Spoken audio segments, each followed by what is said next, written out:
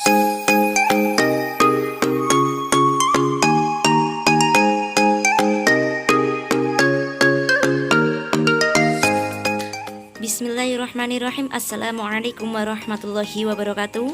Kami dari kelompok 1 atas nama Fatimatul Rohmah bersama dengan rekan saya Ela Nurul Naomi dan juga Laila Agustina Wardani dari jurusan bimbingan penyuluhan Islam dengan mata kuliah pengantar psikologi akan mempresentasikan materi mengenai berpikir. Pengertian berpikir sendiri banyak diartikan oleh beberapa ahli. Salah satunya adalah pemikiran menurut Plato, berpikir adalah berbicara dalam hati. Kemudian berbeda lagi dengan Jonathan Ling yang mengungkapkan bahwasanya berpikir itu memungkinkan untuk mampu meniru lingkungan sekeliling kita dan mempresentasikannya sesuai rencana-rencana dan keinginan. Dan menurut saya pribadi, teman-teman sekalian juga memiliki persepsi sendiri tentang pengertian dari berpikir. Akan tetapi dari pengertian para ahli yang sudah terpapar di atas, disimpulkan bahwasanya berpikir merupakan suatu proses kegiatan yang mengakses otak atau akal untuk memahami, mempertimbangkan atau memutuskan sesuatu. Adapun beberapa proses berpikir, yang pertama adalah pembentukan pengertian yang mana memiliki beberapa tingkatan, yaitu tingkatan yang pertama menganalisis ciri-ciri dari objek yang sejenis, yang kedua membanding-bandingkan untuk menemukan ciri yang mana yang sama atau yang berbeda, yang ketiga mengabstraksikan, yaitu mengisikan atau cirinya yang tidak hakiki. Kemudian cara kedua adalah pembentukan pendapat. Membentuk pendapat adalah meletakkan hubungan antara dua buah pengertian atau lebih. Dan yang terakhir adalah penarikan kesimpulan, yaitu keputusan dilakukan untuk menghasilkan opini baru. Keputusan induktif, keputusan deduktif, dan keputusan analogis. Beberapa aspek yang berkaitan dengan proses berpikir, yang pertama adalah pengetahuan, yaitu sejauh mana individu mengetahui tentang objek dari hal yang difikirkan.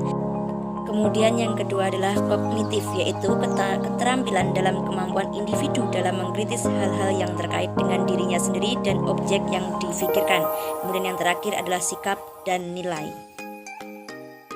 Pengertian atau konsep merupakan konstruksi simbolik yang menggambarkan ciri atau beberapa ciri umum suatu objek atau kejadian. Sedangkan yang kedua adalah kemampuan manusia untuk membentuk konsep atau pengertian, memungkinkan manusia untuk mengadakan klasifikasi, misalkan menggolongkan yang merah dan yang bukan merah. Kemudian selanjutnya adalah cara memperoleh konsep dan pengertian, yaitu dengan sengaja, yaitu maksudnya yakni untuk dengan sengaja untuk memperoleh pengertian atau konsep. Juga tidak sengaja, yaitu sering disebut dengan pengalaman atau artinya pengertian yang diperoleh dengan secara tidak sengaja. Selanjutnya yaitu problem solving atau pemecah masalah, merupakan salah satu aspek dalam pengambilan keputusan atau mengidentifikasi, mengevaluasi, dan memilih di antara beberapa alternatif. Menurut Evans, problem solving atau pemecah masalah adalah suatu aktivitas yang berhubungan dengan pemilihan jalan keluar atau cara yang cocok bagi tindakan dan pengubahan kondisi sekarang menuju kondisi yang diharapkan.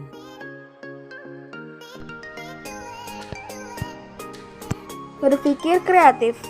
Menurut pandangan Dewey, berpikir tidak terjadi secara spontan, harus dibangkitkan oleh masalah dan pertanyaan atau beberapa. Keberhasilan menggunakan bahasa ini menghasilkan penjelasan, keputusan, pertunjukan, dan produk yang berlaku dalam konteks pengetahuan dan pengalaman yang tersedia. Tingkatan dalam berpikir kritis. Yang pertama, berpikir konkret. Pada tingkatan ini masih memerlukan situasi-situasi nyata. Tingkat berpikir ini pada umumnya dimiliki oleh anak-anak kecil. Yang kedua, berpikir skematis. Cara berpikir ini biasanya memerlukan bantuan penyajian bahan skema, coret-coret, diagram, simbol, dan sebagainya. Dan yang ketiga, berpikir abstrak. Pada tingkatan ini seringkali dihadapkan dengan situasi dan masalah yang tidak berwujud. Tingkatan ini dikatakan tingkatan berpikir yang tinggi. Orang dewasa biasanya telah memiliki kemampuan berpikir pada tingkatan ini. Ciri-ciri orang yang berpikir kreatif.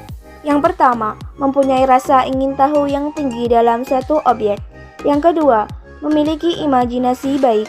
Yang ketiga, merasa tertantang dengan kemajuan yang mendorongnya untuk mengatasi masalah-masalah yang sulit. Yang keempat, berani mengambil resiko. Dan yang kelima, sifat menghargai bakat-bakatnya sendiri yang sedang berkembang.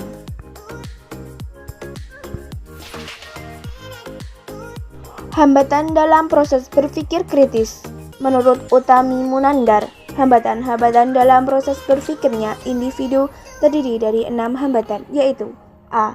Hambatan yang dibuat sendiri. Hambatan ini akan muncul karena pandangan dari diri kita sendiri, yang mana penafsiran yang kita lihat sesuai dengan peraturan-peraturan kaku yang telah mendarah daging dalam diri kita.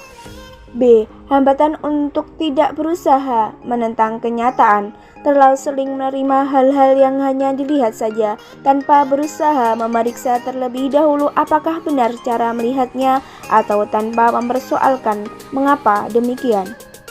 C. Hambatan mencari jawaban tunggal dan tepat. D. Hambatan karena kelaziman. E. Hambatan untuk memberi penilaian terlalu cepat. Orang yang berpikir analitis sering cenderung terlalu cepat memberikan penilaian. Dan F. Hambatan takut dianggap bodoh. Sekian yang dapat kami sampaikan.